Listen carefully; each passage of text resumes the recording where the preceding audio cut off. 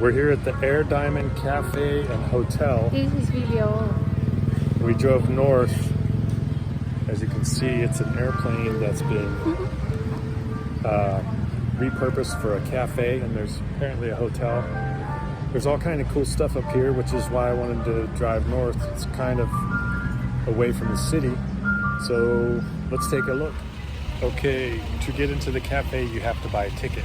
So here we go. Behind me, you can see the hotel, and we're about to enter the cafe.